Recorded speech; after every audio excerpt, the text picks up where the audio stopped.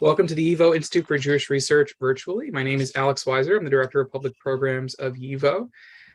We're very thrilled to be celebrating 40 years of our sound archive with a really amazing group of folks up here on this panel. Before we get started, I'll just say a very brief word about YIVO. YIVO is a very special place for the celebration and contemplation of Jewish history and Jewish culture. We have an archives and a library with over 23 million documents and objects, including many sound archives objects and recordings that you're going to hear about today, and over 400,000 books. We have a variety of public programs, classes, exhibitions that bring to life this world for a broad audience. And thank you again for joining us. Without further ado, I'm going to hand it over to Hank Isnetsky, who will be leading today's conversation. Thank you. Thank you so much, Alex. So I am so delighted to be part of this conversation today. The people who are assembled here are not just incredible resources for this sound archive, but all four are really major activists in the whole resurgence of Jewish music and the whole Jewish arts scene as we know it now. So I would just want to mention our panelists. Henry Sapoznik, who had a long career in music before. I don't have any idea what direction they're in on the screen. I'm sorry, but you did wave when I mentioned your name. Yes, why not? I'm just doing it to you. That's great.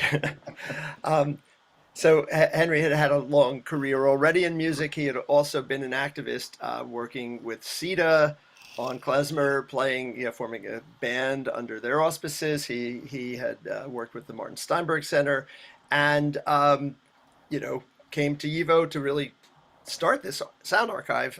So it's an amazing thing, and really a miracle. Second, we have Jenny Romaine, who was the next person who helped Henry, worked right alongside Henry in running the sound archive, and Jenny came to this as a puppeteer, as a person involved in theater and in really kind of recontextualizing Jewish history in plays that she wrote that are incredibly brilliant. But this day job, of course, accompanied all that, and she came to YIVO through Barbara Kirschenblatt Gimlet. Lawrence Glamberg was working, who I'm sure you all know as the lead singer of the Klezmatics and in many other musical roles. And Lauren was working at YIVO, was working with KlezCamp, and came to this from that association. And then Lauren needed someone to mind the store, maybe when he wasn't there, or maybe when he was there. And so we have Eleonora, who has written a book, actually, in French, about the YIVO Sound Archive, the history of the YIVO Sound Archive, and that is her dissertation. But this will soon be available. The story, kind of a condensed version of the story, will soon be available in the Oxford Handbook of Jewish Music. For those of you who didn't know, there was an Oxford Handbook of Jewish Music. So how about that? That's another accomplishment. So we're going to start with Henry, the founder of the Sound Archive at YIVO. And it's really an amazing story in my mind because, I'm someone who had Jewish recordings in my family, and I'd seen them in closets in various places, in various Jewish music libraries around the country. But they were in closets. They were not anything that was really accessible to anyone. And even when Henry went to Moash of Folkways Records, who, in fact, in his career had put out more than 70 records with Jewish themes, his reaction was, who's going to listen to this crap? So, this is in Henry's book, by the way, which I highly recommend. So I want to ask Henry, how did this happen that YIVO actually became the home of a sound archive whose goal was really to disseminate this music, to put it up front, not to be favoring other kinds of Jewish music, but really to put this right out front as something that would be a cornerstone of and a wellspring for the next generation? Well, thanks, Hank. First of all, it's thrilling to be here to talk about this. Uh, as you mentioned, the story of the Sound Archives actually starts around the corner from the YIVO at the Martin Steinberg Center of the American Jewish Congress. In 1977, the founder of the Martin Steinberg Center, the late Jeff Obler, created a center for Jewish artists, and they applied for and got a CETA, a Comprehensive Employment Training Act grant for the arts. And Jeff Obler wanted to create an ingathering of Jewish artists. So the sort of the hiring of people to run various Jewish arts. I was hired. In fact, the person who hired me was Ruth Rubin. She was the chair of the committee, and I was hired to run a team of people doing various research in different aspects of Jewish music. Now, as you said, I had come out of playing old time music and early ragtime, and I was already really enthused about 78s. And I ended up going around the corner to the YIVO. But at that time, even though YIVO, it didn't have a collection so much as they had an assemblage. There were recordings throughout the building, just peppered throughout, everything down from the sub-basement up to the attic. Records were stored away in closets and in cabinets. So there was no accession catalog. In fact, the only catalog that existed at that time was 3x5 cards with accession numbers. It wasn't cataloged by the original record catalog number or the matrix numbers. So the fortuitous thing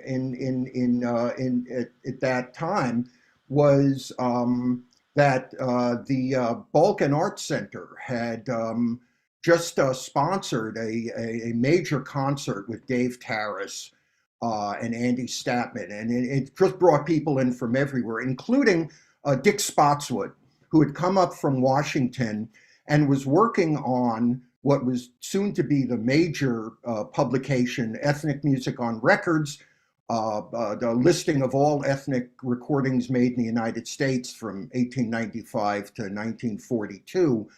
And we met there, and he hired me to kind of be his truffle hound to oversee the research on Yiddish records.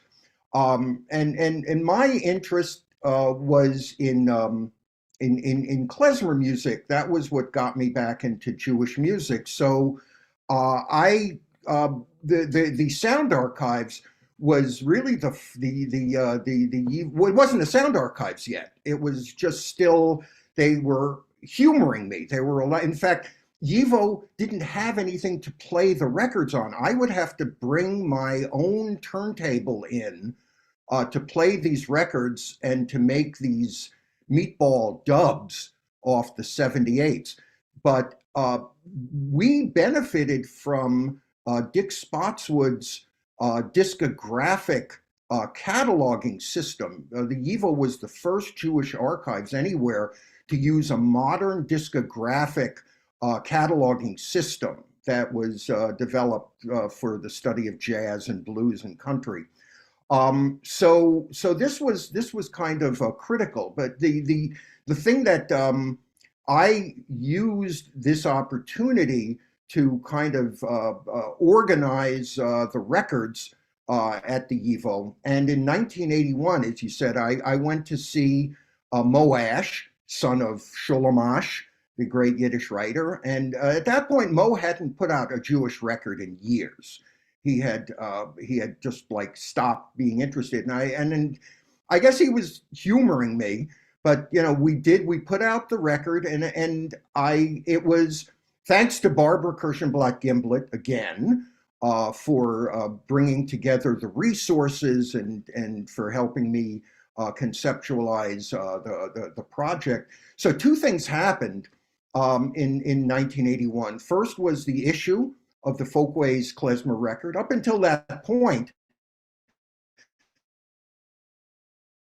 it was all in Jewish music. It was just chazonis and Yiddish theater. So small labels, Tikva, Collectors Guild, they had only been doing that, those reissues. So the Folkways record was the first record to redress that, to be on klezmer music.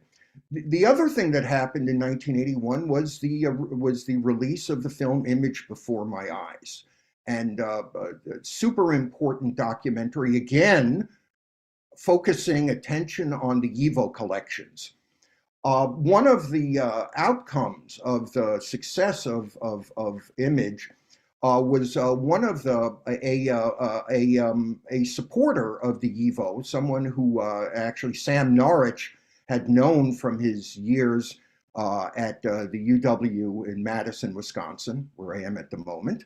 And he was so enthused by Image Before My Eyes that he approached Sam and said, I want to put money up for a new film, for another Image 2 or whatever. And Sam happily talked him out of it by saying, look, whatever you want to put up, it's not going to be enough to make a film, but it would be enough to start a sound archives. So the $60,000 that Lawrence Weinstein put in got the Max and Frida Weinstein archives started. Unfortunately, or semi-fortunately, a decision was made by the archives that I could not use, the money could not be used for purchasing professional equipment. I wanted to start a state-of-the-art sound archives. They wanted the money to go more to pay my salary. So I had to redirect my energy to buy consumer versions of professional equipment. And that's when I went to buy it. And the place I went to, Tech Hi-Fi, the chief salesman was a guy named Dan Peck. And he picked out all the equipment for us. And about a year later, when he lost his job at Tech Hi-Fi, he actually came on as the first technical assistant at the YIVO. He was doing all the transfers because of his experience with electronics. So that became the kind of the cornerstone. We were given an office on the 5th floor, which we dubbed the 5th floor autonomous region. Few people came up to the 5th floor, luckily for us. And it was a glorious time. Josh Waletsky was across the hall. Lucian Dobrashitsky was down the hall. Marek Webb. It was an amazing time to be collecting these records and to have people who grew up with this music on site who could add this visceral contextualization of the music. The actual first big push to getting records into the collection, there were probably 100 or 200 78s in the collection at that time. But because of my involvement with old time music and stuff and 78 collectors, I was able to get a lot of the major collectors in New York who were jazz aficionados and stuff to donate the Yiddish records. In fact, they had been using Yiddish records for years as packing for jazz records. They called them the greenies. They used them instead of the popcorn. They used them because those were the records that would break first if you were sending them.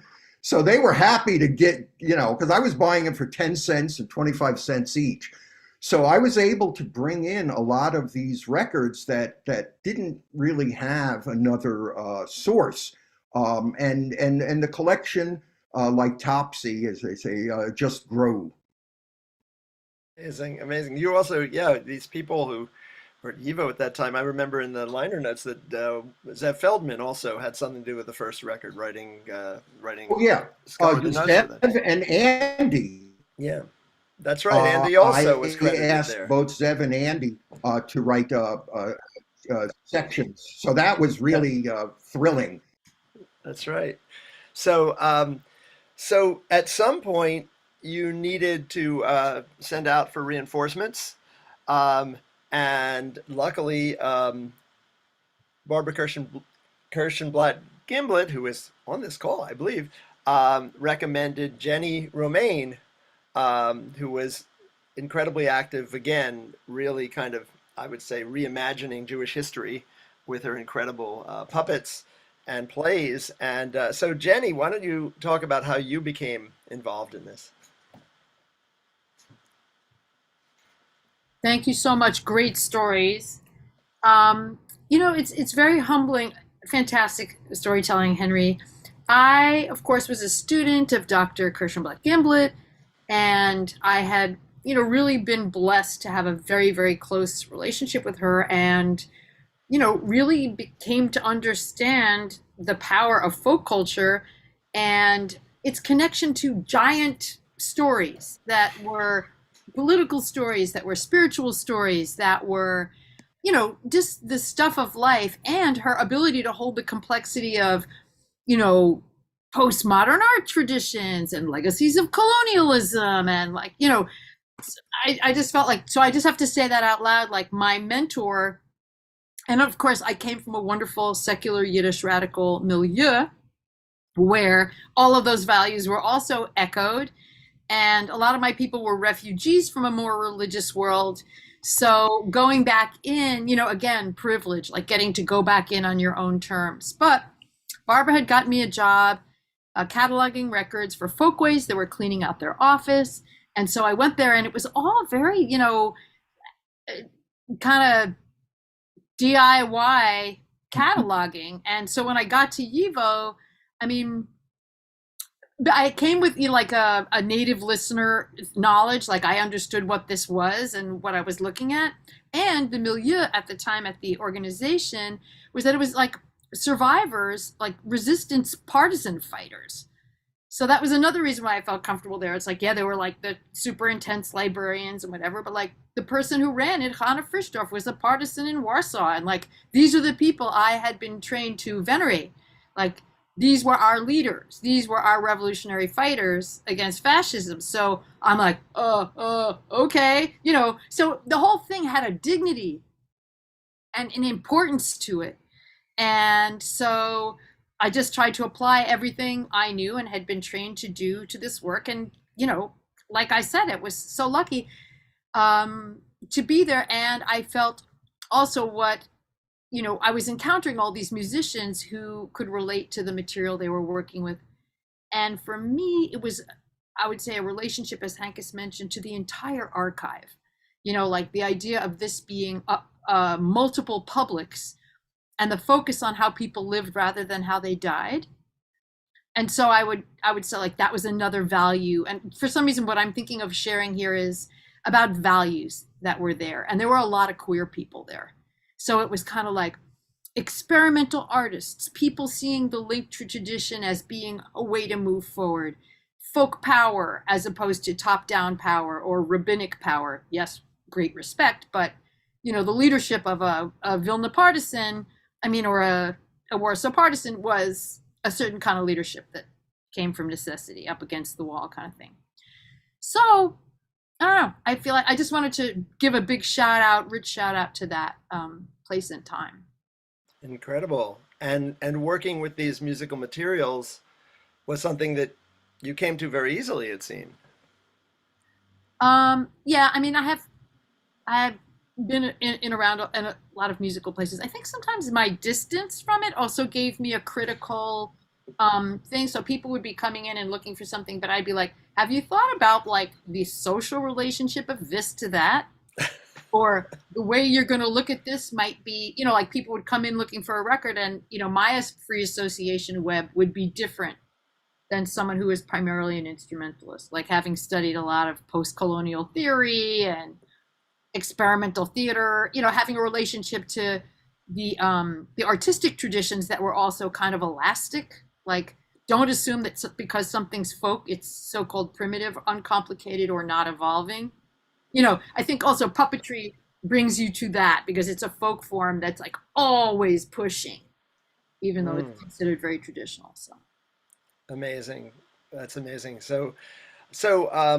The next person to come on board was Lauren Sklamberg, and Lauren had been working with Henry for klezmer, had also been working on various projects at YIVO, and YIVO was the originator of klezmer in 1985. Soon after klezmer became independent from YIVO through an organization called Living Traditions that Henry founded along with Sherry Mayrant. Lauren. And Lauren. Oh, originally with Lauren. Okay. Please, Lauren, tell us how you, and of course, Lauren was already well known as a vocalist in many capacities in New York.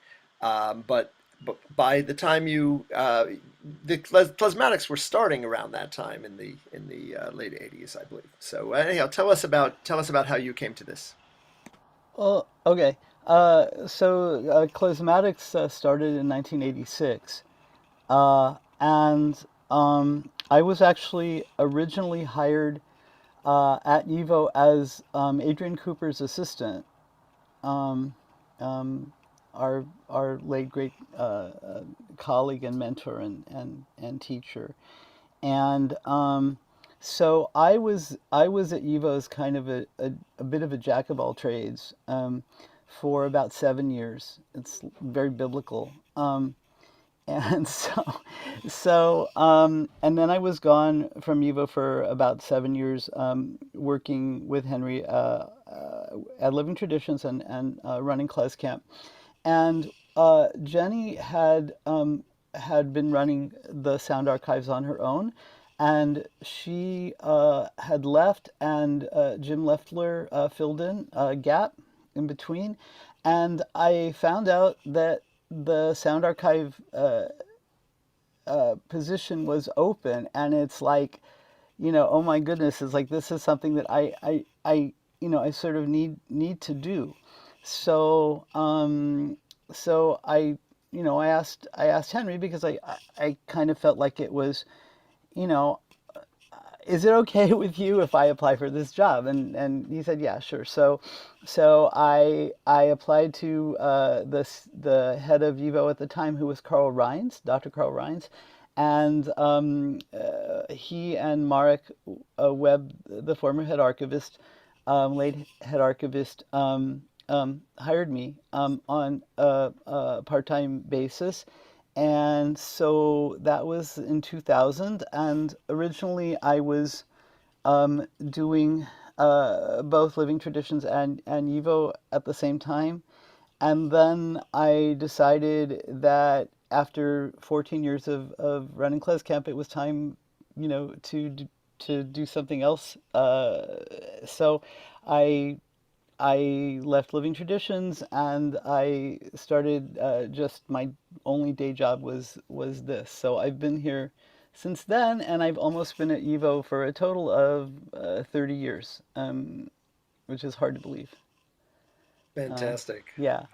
Oh. Uh, so um, so in that time, I mean, it sort of trying to keep the archive going um, and sort of expanding what like our focus is has been one of I suppose the things that we've done, and with also with Eleonora on board now, and because now there are you know there are other large collections of shellac records that are digitizing their collections, and so you have the FAU and you have the Mayrant collection and such, and they're all basically the same with with they're complementary to each other. It's like one fills in the gaps that one other one doesn't have and such. So we started looking at our non-commercial materials because those were things that you couldn't find really anywhere else. And the first one of those that we really started working on was a Ruth Rubin collection of field recordings of Yiddish folk songs. And I was nudged as a shout out to Sandy Wolowski of Canada, who gave me a very very large kick in my butt about getting that happening. And she helped raise a bit of money to work on that. And so we, through a nice coincidence in availability of a particular kind of software and some funding, we managed to put up a very large portion. We're not finished yet, but a very large portion of Ruth Rubin's collection and work. Contacted her family, contacted the documentarian who made the film about her, and found, through the good graces of Aviva Weintraub at the Jewish Museum, found the outtakes from the documentary. And so we've little by little been amassing all this material. So that's up, ruthrubin.yivo.org if you want to check it out. And please, that collection has been, people have been using it as a resource since it went up, and that's been very important. And Eleanor was very instrumental in helping that happen. The other thing that has happened was that Barbara Kirschenblatt Gimblett gave us all the material from the Yiddish Folk Song Project that she conducted in the 1970s, and we applied for a grant for that, and now all of that material, at least the sound portion of it, has been digitized, and that's all up on our regular, the Center for Jewish Histories database, and all of those materials can be listened to now. And the paper material is coming next, somewhere down the road. So, and in the meantime, we've continued to make the attempt of getting the various commercial recording collection catalogs online.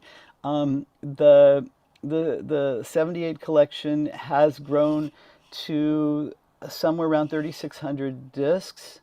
The LP collection is probably about the same size, but that's still in the works. And we've also, again, Eleanor's been very the biggest part of this. We've assembled a list of all the sound materials that we could find in the YIVO archives at large, and the idea is we're making our way through it, as we go, and trying to get that stuff cataloged and hopefully digitized and putting it out there as we can. So that's the short version of the story. Yeah, I love that you talked about your curation of specific reissues, because I just love those things. You have these rare recordings from Argentina and recordings by cantors who never had commercial contracts, and incredible.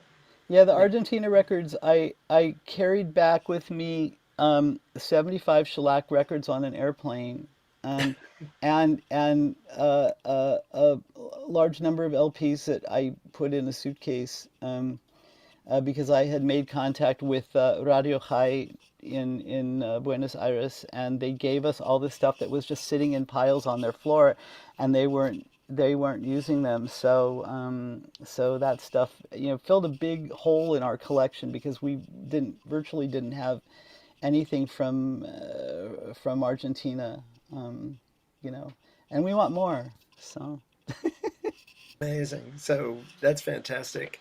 So the newest curator of this collection is Eleonora.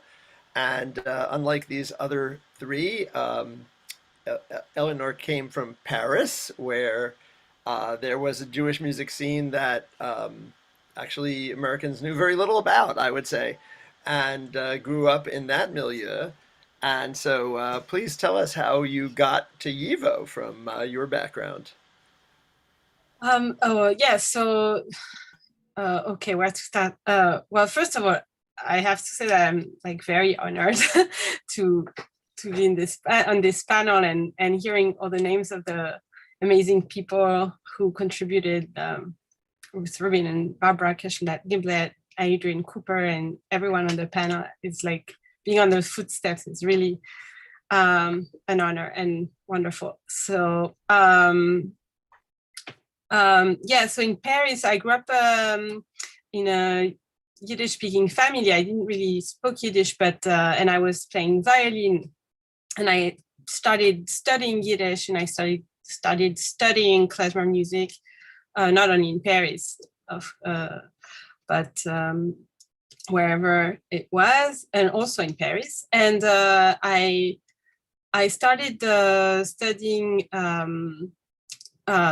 more klezmer music through my studies in geography. And so I started coming to New York to do field work, and I started working in the YIVO Sound Archive as a researcher, using the YIVO Sound Archive. And then this led me to work in Paris at the Institut Européen des Musiques Juives, European Institute for Jewish Music in Paris with Hervé Roten, and we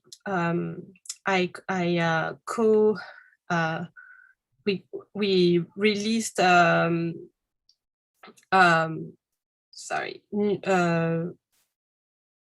we released a historical recording from label LS Disc, which was like a post-war label from the post-war years in Paris, like cabaret music and such.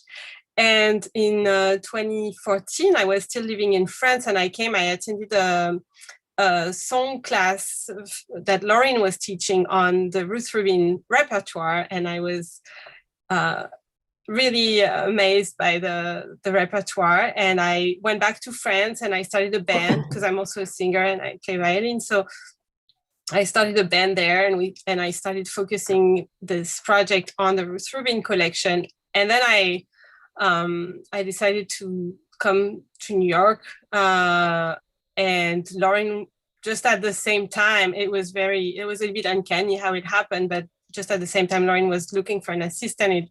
It just like serendipitously happened that I started working in the Sound Archive just at the moment when the Ruth Rubin collection was pretty much ready to be published online. And so I helped with that. That was the first big project that I was involved with in the Sound Archive.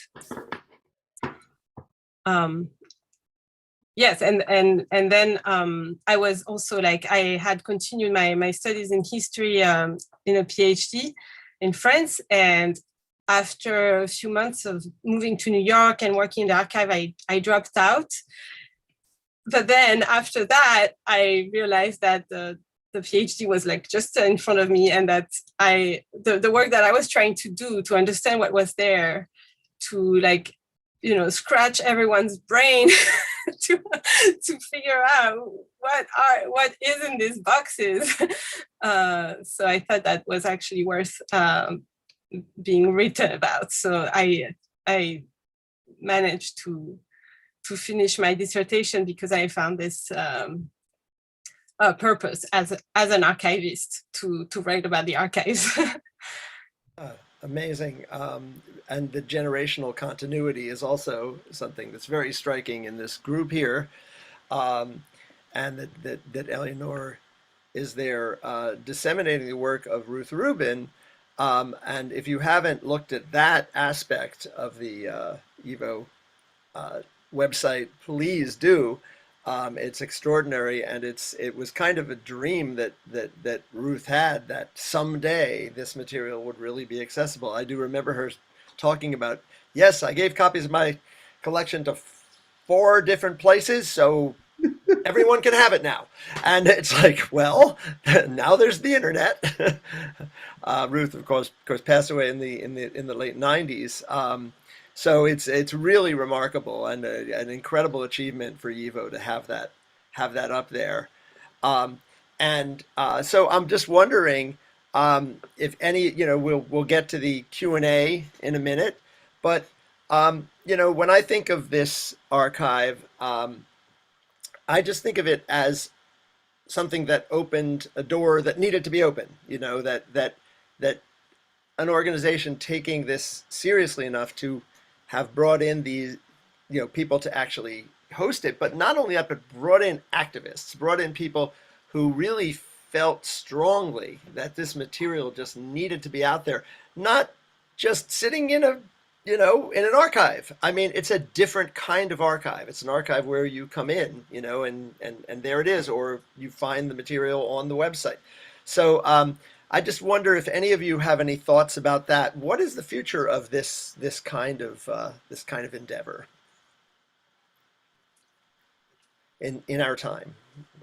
Eleonora, you look like you want to say Sure. something. Yeah. Well, I mean, I can talk about what we're doing now. Yeah, please. For the future, because this is the position of archivist is like is like being this link between the material that's there that may be lost if nothing is done with it, and also try to think forward how it will be needed, what is needed to do with it so that it can be used. And I mean, just before I really answered your question, like the dissertation I wrote really was stressing that it is a living space. I mean, I was really amazed to see the connection of the early the klezmer revival and the necessity of the archive for the revival to happen, but also the necessity of this artistic cultural dynamic for the archive to exist as well. So I think it's a very beautiful living thing that exists in a circulation between the inside of the archive and the outside of the archive, and it bounces like with what people do with it on stages and wherever people bring it, and it creates new layers of archives sometimes, but also of meanings and context that the material is linked with outside. But so just to answer your question a bit more straightforward, so we're now trying to basically identify all the collections in the archives and describe them at least at the collection level so that people can see what is in the archive. That's the first step. And then certain collections, we go deeper in the description, and something that we've learned also by doing this work of archiving and describing things is that it's a iterative process. So we start with describing the collection as a whole. Okay, there is that many reel-to-reel tapes in this collection, and then later on we can come back and describe it more with more granularity, and that it's a very long, tedious process. So we do it by stages like that. And now what we're trying to do is to identify all the different collections and at least having a collection level description for all of those. I mean, yeah, so I'll just, before we get to the questions, I'll just say, I mean, the amazing thing is just how broad the range is of this archive and how generationally important it is, how for so many people in different generations, it's really a key resource, something that, people really young people are really depending on this. So I just want to just stress the importance of this, that when this archive started, it was for a few people, perhaps, and now it's really for everyone. Henry, go ahead. Well, I mean, and I thank you for bringing that up, because the original intention and what was of establishing an open access proactive archives. So, for example, at that time, if you wanted to hear old Yiddish records, you would have to go to the Lincoln Center and the public library, and they had a policy where they would play the actual disc, but you only got 3 plays. They would only play the record for you 3 times, and then that was it. And I just found at that point archives where you had to have the magic word in order to gain access. And in fact, that was one of the first things that we did with Dan, was to not only create archival copies on open reel at a high speed, which was the best we could do, 7.5 inches per second. But we also created open access cassette copies of all the dubs. And this was to do away with the fact that you had to go through this process. And in fact, the whole thing of open access, that was really the motivation to the founding of KlezCamp, that we needed to create a viable platform where this stuff could be both accessed and really created in a real time, so that you had people who both understood the prehistory and also how it could be applied to the fledgling klezmer revival, which there were, what, 5 bands at that time? Mm-hmm. So it was an original intention, and now based on that, I mean, this has just grown exponentially. Yes, exactly. So we should get to the Q&A. I'm going to go right to that, and we'll see what we've got here for these questions here. I'm not sure what this first question is. Oh, that's interesting. What is the hardest part or easiest part of saving, finding, sharing these recordings at the beginning and now? Well, I'll take the beginning. First, I mean, this was a world without YouTube. So dissemination was still done in an analog process, that is, by reissues. So, for example, the Sound Archives, the first reissue was the klezmer reissue, but then Barbara Kirschenblatt-Gimblet's recordings of Mariam Nierenberg I founded a record label for a short time called Global Village, and that became a platform. So at first you had to do this stuff analog. You had to put out recordings, but and the technology, the digital technology didn't exist for making the kind of clean copies that you could do now. So it's much more possible to reach more people in a shorter amount of time now in what Lauren and Eleonora are doing. So it's a big change. Yes, thank you. So we have a question from Howard Levitsky, someone I admired as a child in Philadelphia, a wonderful, wonderful musician, pianist who I think went to Central High, as I did. And he says he was engaged as an accompanist by a soprano specializing in Yiddish art songs. Amazed at the quality of the music in this niche repertoire. I wonder if that was Barbara Moscow. Anyhow, can you speak to any of this repertoire in the archive? So if people are looking for Jewish art song repertoire, and I think Lauren will have something to say about that. Well, yeah, one of the things that has happened here, because with the passing of Chaim Lotek, YIVO no longer has a dedicated music archivist.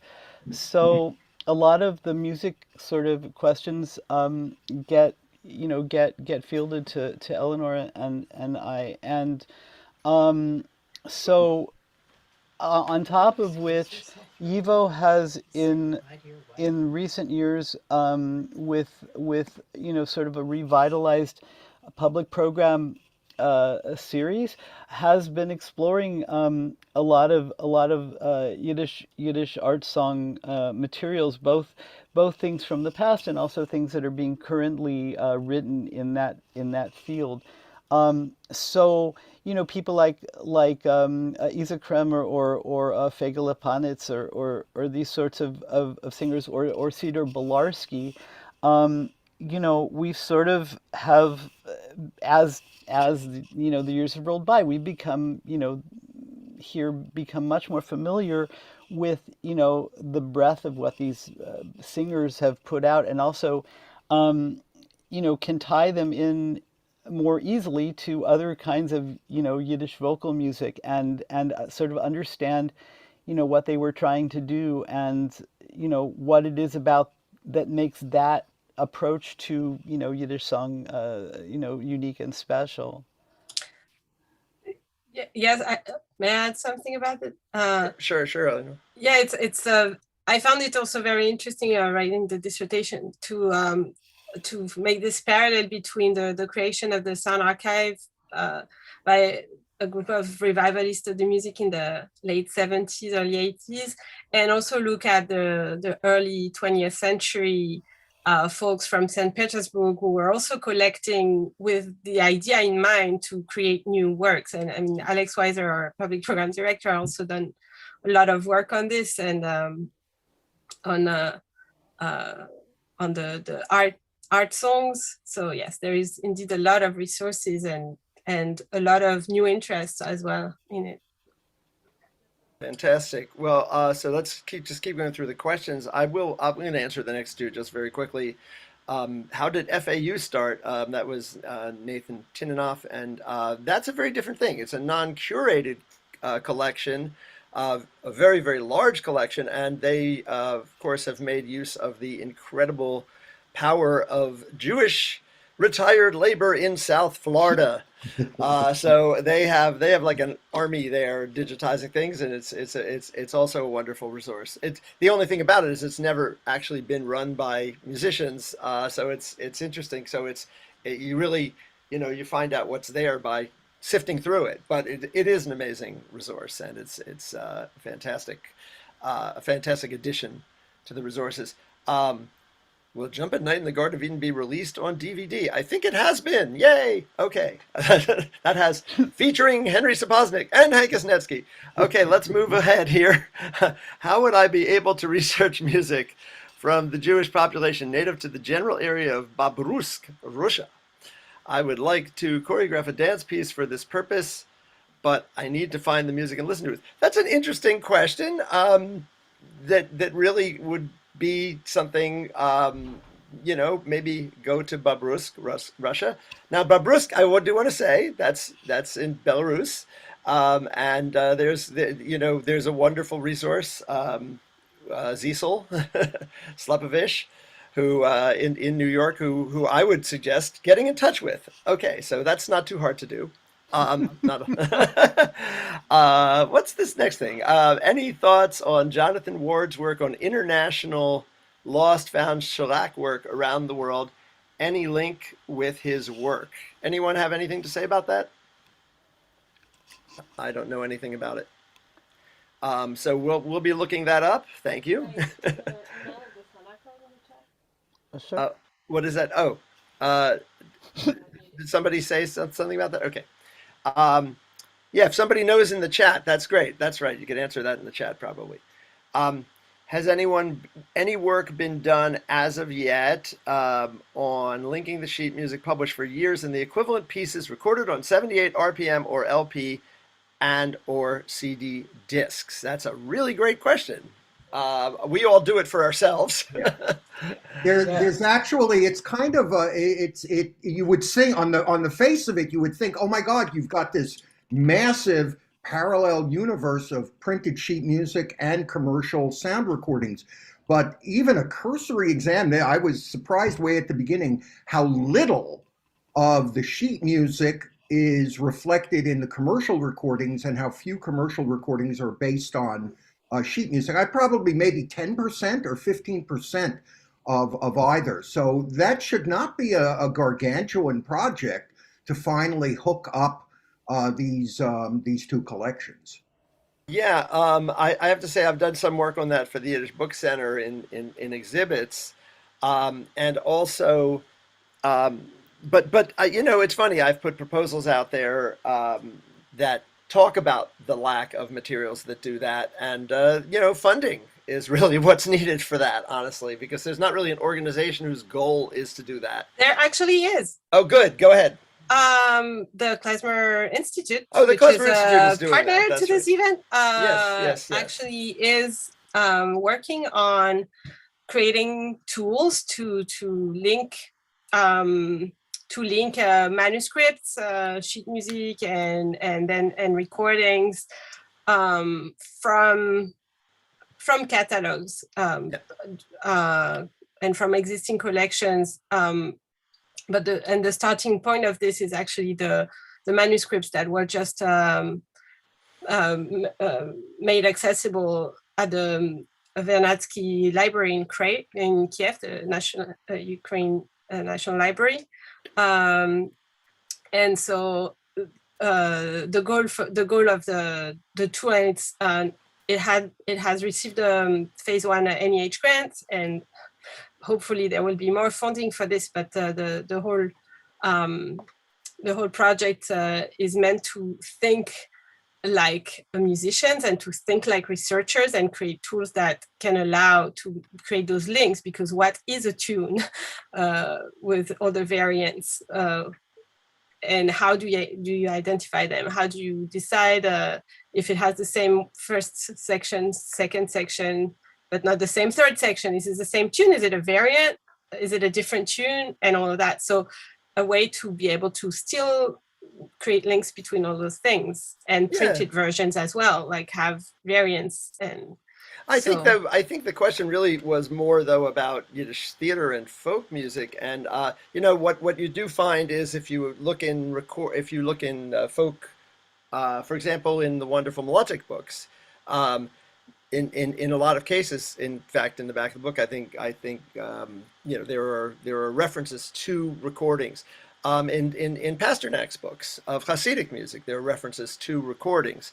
So, I mean, that's great. It's funny. It's interesting that the place where there really isn't is Yiddish theater, and I guess that's really that's the one that I think is a huge gap, I have to say. But you're so right about the work of the Klezmer Institute is amazing, specifically doing this with klezmer. And I have in my hand, in fact, the disc from the Beregovsky volume that Mark Slobin put out, and I remember we, you know, paired the manuscripts with recordings on that. So people are doing little bits of work on this, and the Klezmer Institute is doing amazing work on this, large scale.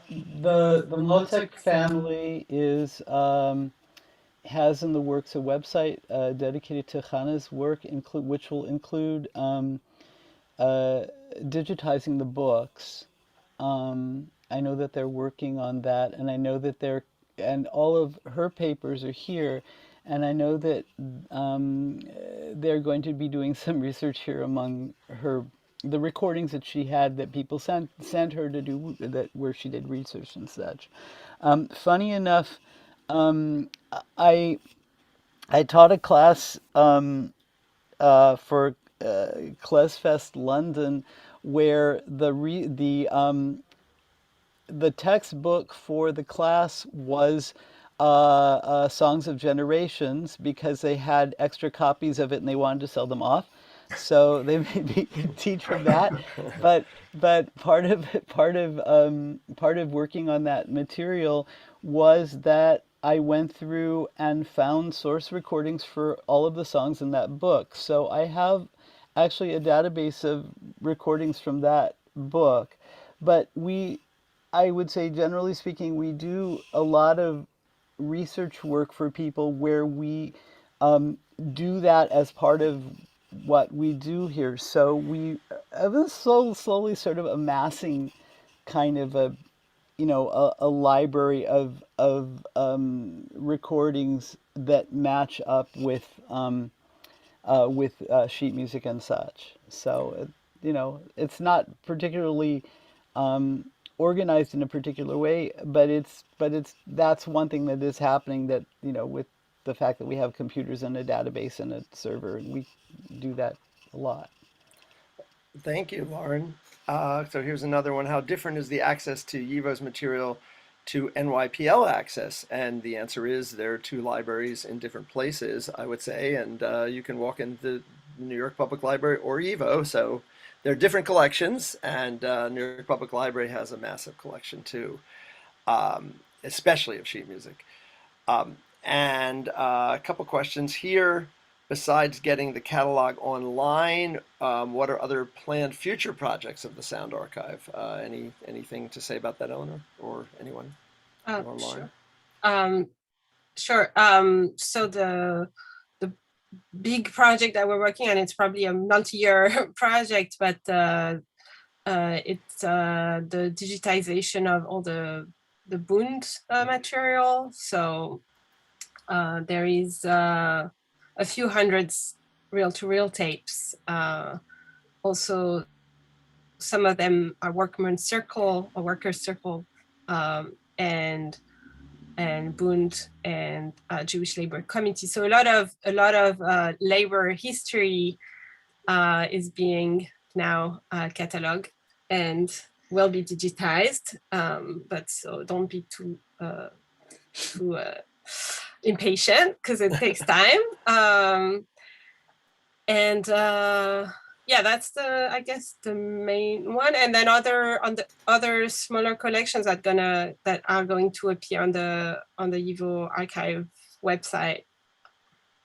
Wonderful, great. Yeah, we've started some smaller projects of digitizing audio cassettes, just because we can throw them on, the machines here while we're working on other stuff. And so, for instance, Eric Goldman from Ergo Media has given us this collection of taped interviews he has with the stars of different films that he issued commercially, and those are very interesting, and they're one-of-a-kind things that don't exist anywhere else. So there's a lot of little pockets of things that we're sort of making our way through, like that are things that are manageable for us, that aren't like huge, gigantic things, but that we can take them, we can make, a database of notating what's on them,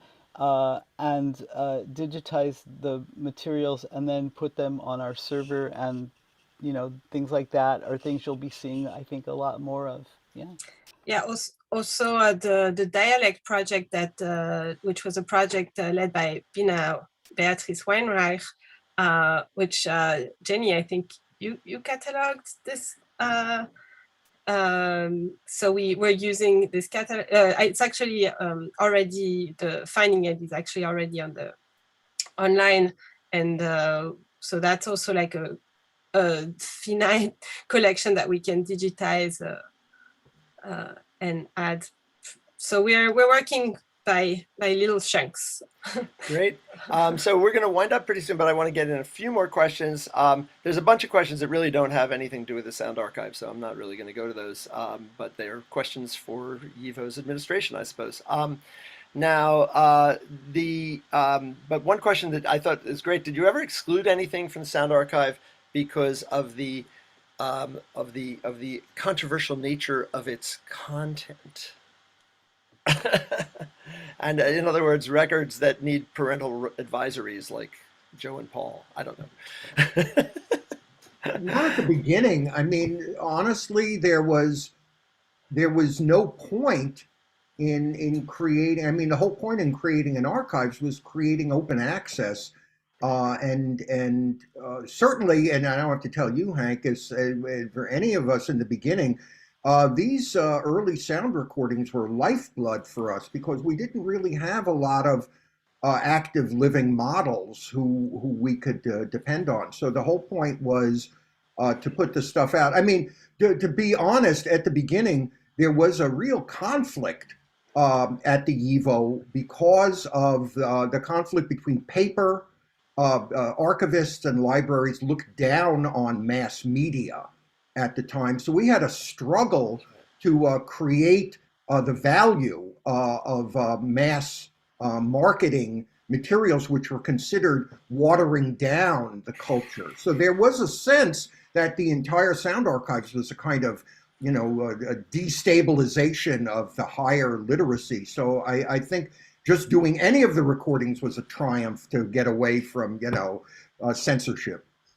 Amazing. Yeah, thank you for that, Henry. That's great. And Jenny has something to say about that. Yeah, I just think one of the super cool things that I credit everyone, and especially Lauren, for this were the Israeli Zionist recordings and the legacy of Yiddish in Israel. And I feel like, sometimes it would be like, ooh, what's this? Like this emerges from a definitely East European root, and then and there were also these incredible Yiddish singers, but then sometimes there was this vague or interesting area. Lauren, I wondered if you would talk about that. I think it's important. It's important to, just I think part of it has to do with my personal background and the music that I'm familiar with, and but that I mean that I think that we sort of keep anything that's somehow relatable, to the collection at large. So I think we're sort of like, at this point, I don't think we generally keep copies of things that are related to Ashkenazic music, and some things that aren't necessarily, but that are Jewish, just because sometimes a smattering of other stuff. But I think a lot of times it's like you listen to things, you say, oh, where does that come from? And it's like, I think it's important to. I mean, Eleanor was going to talk about how, for instance, we have material that is not just things that are, say blue material, but also things that are offensive. But I think that it's important to have a picture of this whole big world, and you just have to, have it, either you notate it or you say that it's available by request. I mean, some things we haven't really decided, but I don't think we should necessarily get rid of them.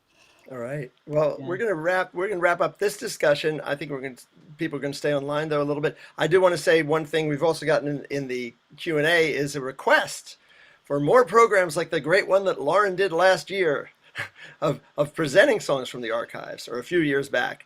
And that's something that would be wonderful to see, the archive kind of, with public performances. But in fact, that's happened quite a bit. I remember Yeah. one on Ruth Rubin's material, and I was involved in one not Yeah. that long ago. So Yeah, we just did a concert, of materials from the Yiddish Folk Song Project, yeah, and that was really quite special, especially coming, like what we've been going through, like with health issues and such, and being able to present a program like that, with it feels good to be able to be out there and doing things like that, especially right now. So well, I want to thank the folks who asked me to host this very much, because this is just such a great honor, and thank our panelists, Lawrence Glenberg, Henry Zapoznik, Eleonora Buzinski, and Jenny Romaine, and who represent these 40 years of the Sound Archive at YIVO, and just so delightful to spend my afternoon with all of you and with all of you out there. So thank you so much.